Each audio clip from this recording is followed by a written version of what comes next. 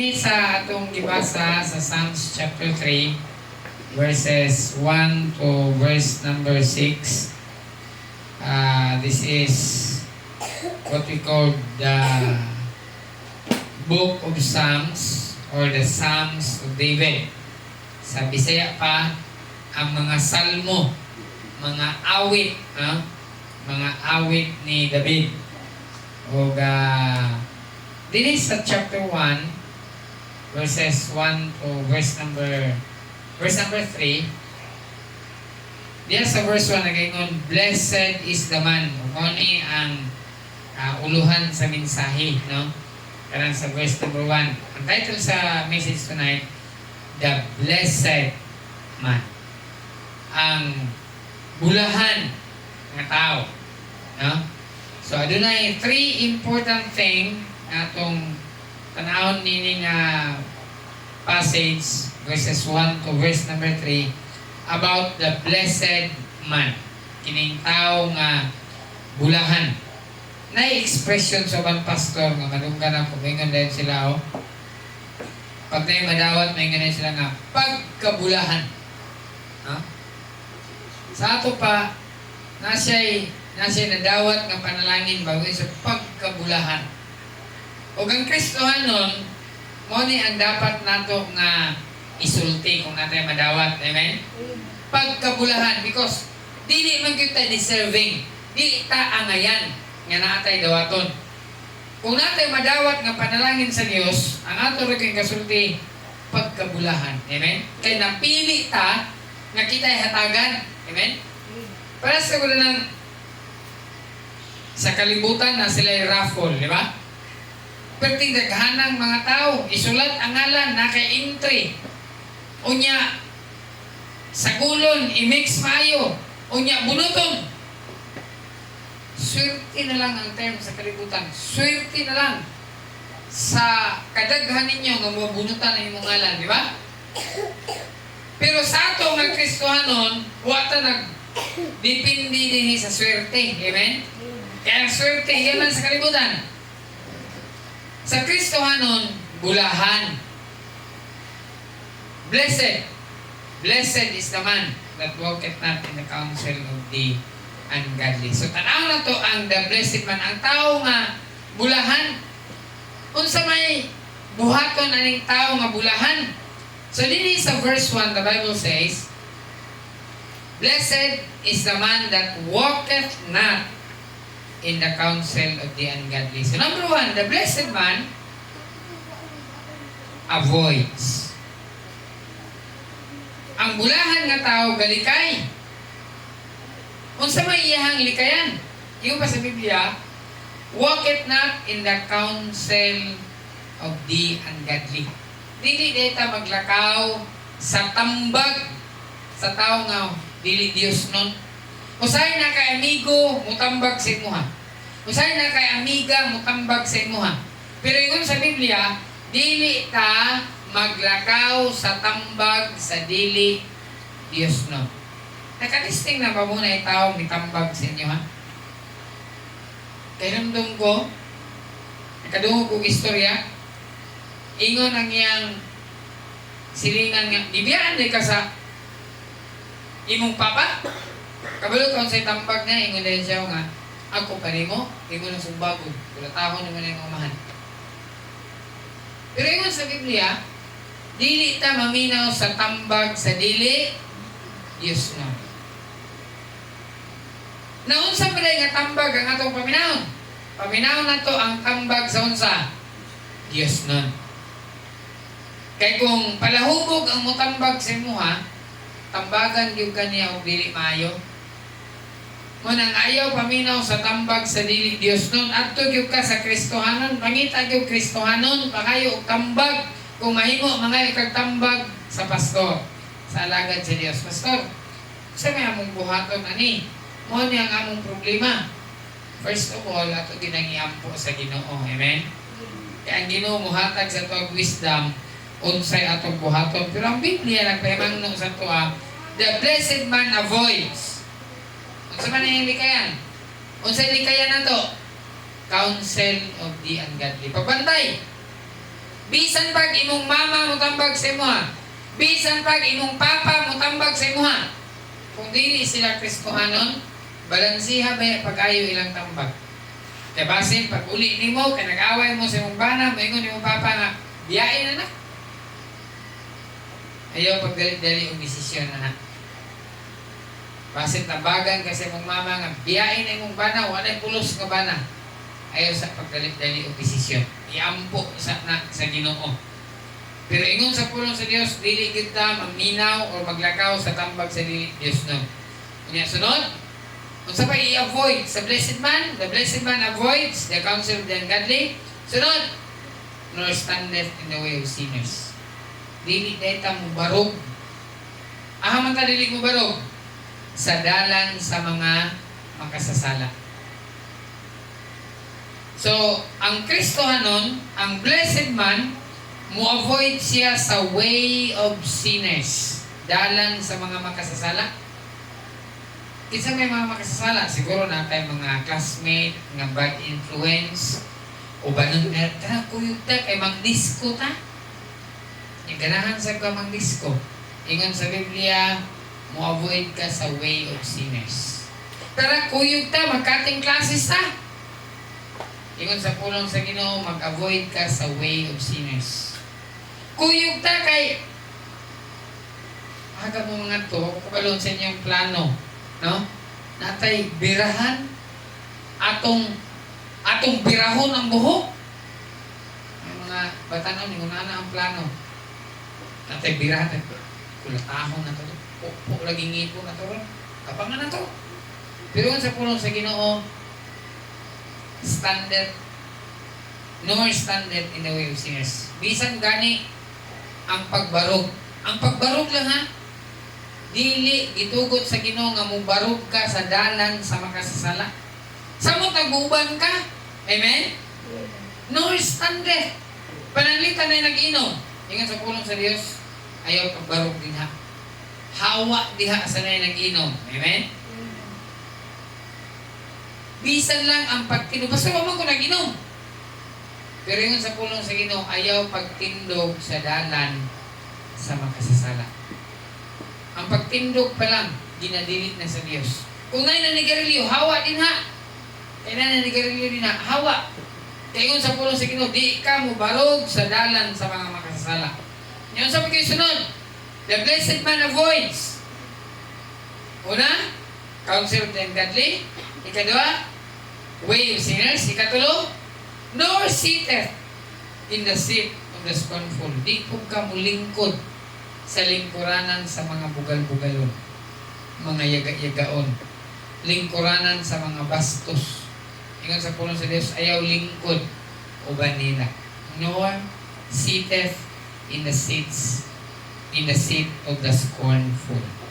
Kung bantay ta, ang tao nga atong ubanan, ang dapit nga atong gilingkuran, basig lingkuranan na sa mga dautan, hawa diha. Ingon sa pulong sa Diyos. Basin ang imong gilingkuran, ang naglingkod diha, mga bastos, hawa diha. Ingon sa pulong sa Ginoo, di ta maglingkod sa lingkuranan sa scornful, yaga-yagaon. Ingon sa pulong sa Ginoo, kaning mga yaga-yagaon, ingon sa pulong sa Diyos, ayaw lingkod uban nila. Dili niya akong pulong.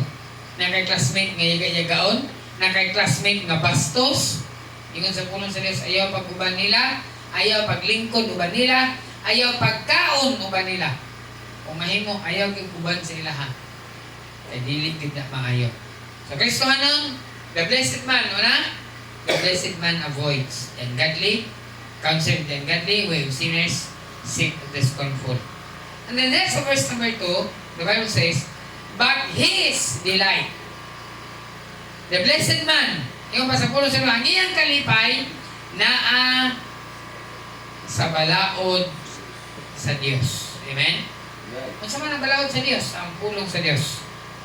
So ikaduha, the blessed man abides. Primero, the blessed man avoids. Ikaduha, the blessed man abides.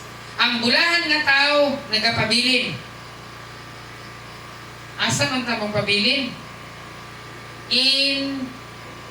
Yung ba sa verse number 2, but his delight is, asa daw? in the law of the Lord. The blessed man abides in the law of the Lord. Amen? Hindi ta magpabilin. Di ta magpabilin sa gitindugan sa lautan. Di ta mulingkod sa lingkuranan sa mga bugal-bugalon. Apaningon sa pulong sa Dios. Asa ta magpabilin? In the law of the Lord.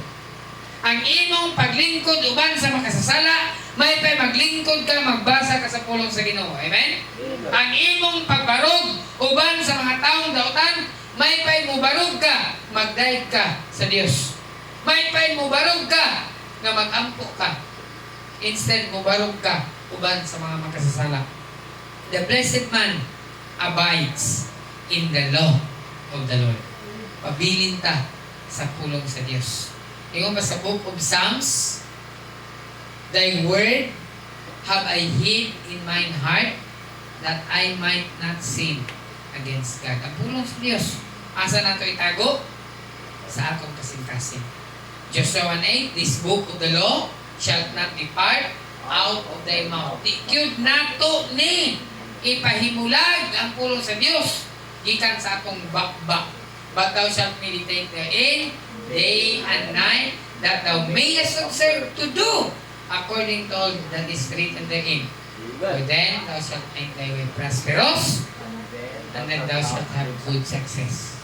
Kristohanon, thou shalt make thy way prosperous. Basta kayo makabait sa pulong sa Ginoo. Amen? Amen. Gusto ba tayo mag-prosper? Amen? Amen. Ang estudyante, gusto mo mag-prosper? Narating niya ang sikrito sa pulong sa Diyos. Daghan kayo tagtinguha, daghan kayo tag-ambisyon, daghan kayo tag-ginaplano, pero ang success dahil sa pulong sa Ginoo, pabilin ta sa pulong sa Diyos. Mag-prosper ta din. Thou shalt have good success. Thou shalt make thy way prosperous, and then thou shalt have good success. Basta mo abide lang yun ta sa law of the Lord. In His law, sumpay, and in His law, doth he meditate day and night. O diha sa iyang balaod, diha sa pulong sa Dios. Unsaon ang pulong sa Dios? Pamalandungan, adlaw, o gabi. Ako kayo kalainan Kristohanon. Ang Kristohanon nga nagabasa sa pulong sa Ginoo, o Kristohanon nga gasimba lang pero wala basa-basa sa pulong sa Dios. Dako kay kalainan. Bisan ang iyahang grow pa lang, mailan yun mo. Takot yung kalainan ang gabasa sa pulong sa Diyos. Ingon sa pulong sa Diyos, ang pulong niya, ang iyang law, ang iyang balaod, ang Biblia, pamalandungan nato ni kanusa, adlaw o gabi. Mga young people, basa sa pulong sa Diyos, adlaw o gabi. Basahon yun ang pulong sa Diyos. Pamalandungan yun ang pulong sa Diyos. Sa Kristohanon, the blessed man avoids. Ikaduha, the blessed man abides. Asa ta mabay? In the law of the Lord. Meditate therein, day and night. Verse number 3. And he, isa ni siya, the blessed man. He shall be like a tree planted by the rivers of waters. Ikatulo, the blessed man abounds. Ang bulahan nga tao, ano saan ang word nga abound? Magdagaya. Amen? The blessed man abounds. Kristohanon, gusto dahil sa Dios nga dili ta magpabilin kung unsa ta karon. Dili ta stagnant. Dili ta kontento kung unsa ta karon. Gusto dahil sa Dios mo unsa ta? Mag-abound, magdagaya.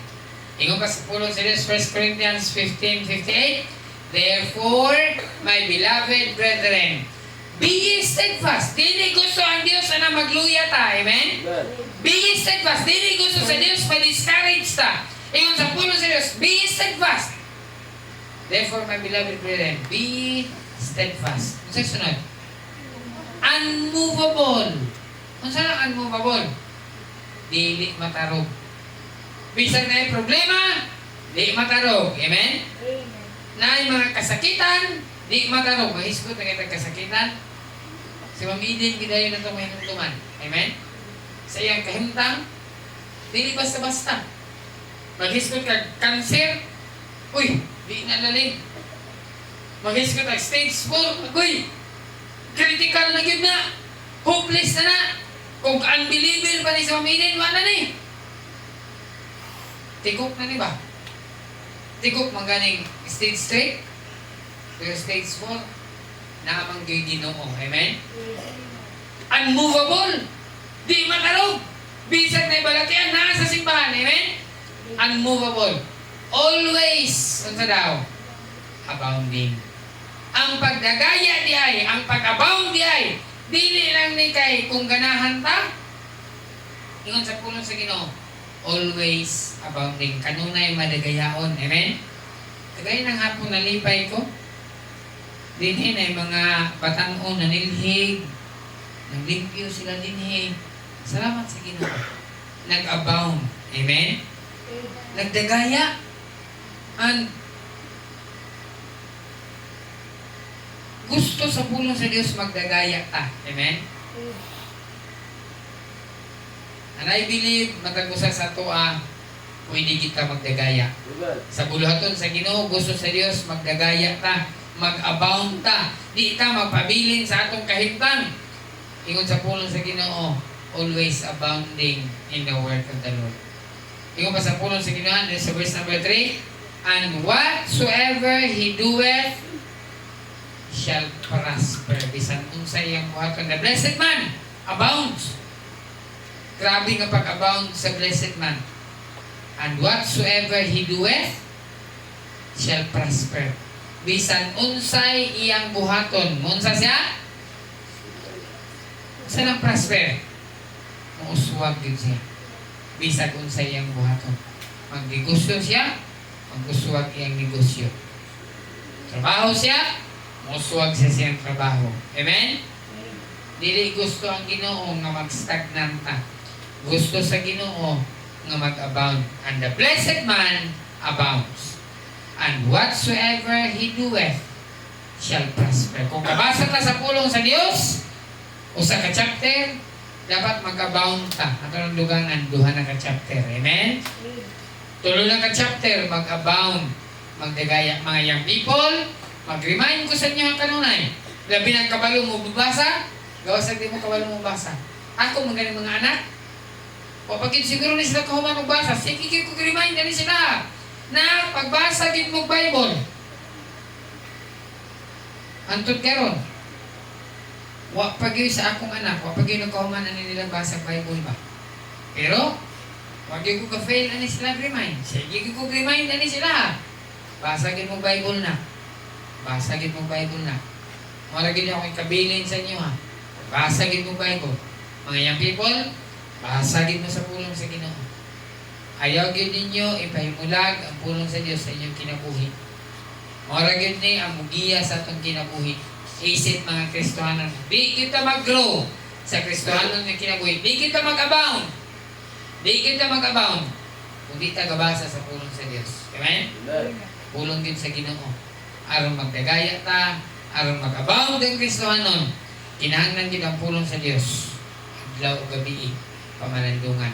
Tunan, dili lang kay maayo ta na sa simbahan, gabit-bit ang Biblia. Pero kung dito sa balay, ang Biblia, padapin na, sok-sok na ito kung liso. Mainumduman lang ang Biblia kung atong simbahan. Ayaw. Ang pulong sa Dios, pamalandungan yun ni adlaw gabi. Amen? Atong kinabuhi. The blessed man avoids, the blessed man abides, the blessed man abounds. Unsa man itong i-avoid? The counsel of the ungodly, the way of sinners, the seats of the scornful, ato nang i-avoid. Asa mo ta mo-abide? In the law of the Lord. Amen? Pabilin ta sa pulong sa Diyos. Na yung mga Kristohanon, gawa na nagpabilin ani.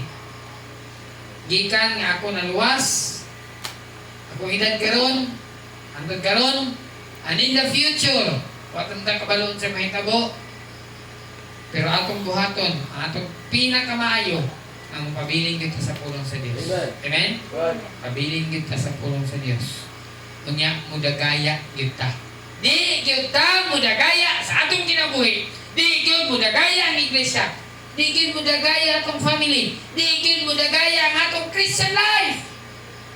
Except mo abide ka sa word of God. Amen? And whatsoever he doeth shall prosper. Pulong sa Ginoo saad. Bisan unsay atong buhaton, mag-uswag gyud ta. Basta kay naa ang pulong sa Dios. I-meditate day and night. Let's all stand. Kanino tatanan? Let's sing one hymn as we close.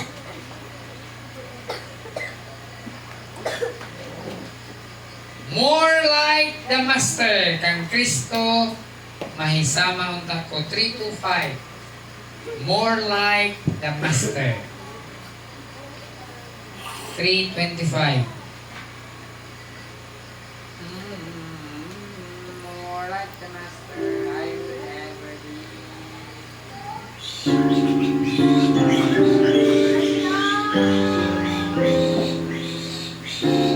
Okay, ato na yung ito, 325.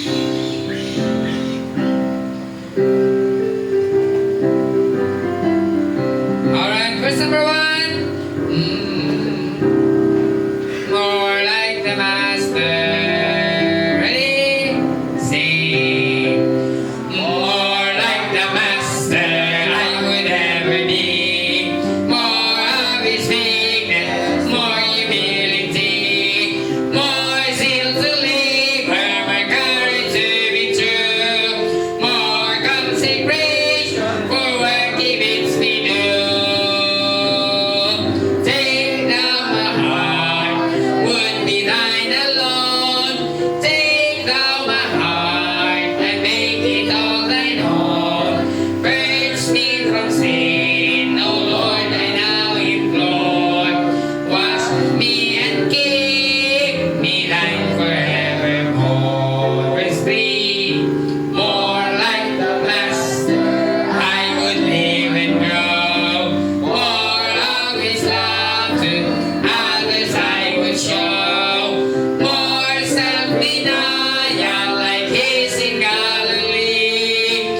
More like the Master I long to ever be. Take thou my heart, I would be thine alone. Take thou my heart, make it all thine own. Purge me from sin, O Lord, I now implore. Wash me and keep me thine forevermore. Let's pray. O Diyos, kalabing kamhanan, Ginoo, salamat sa imong mga pulong. About the blessed man, there are things that we need to avoid.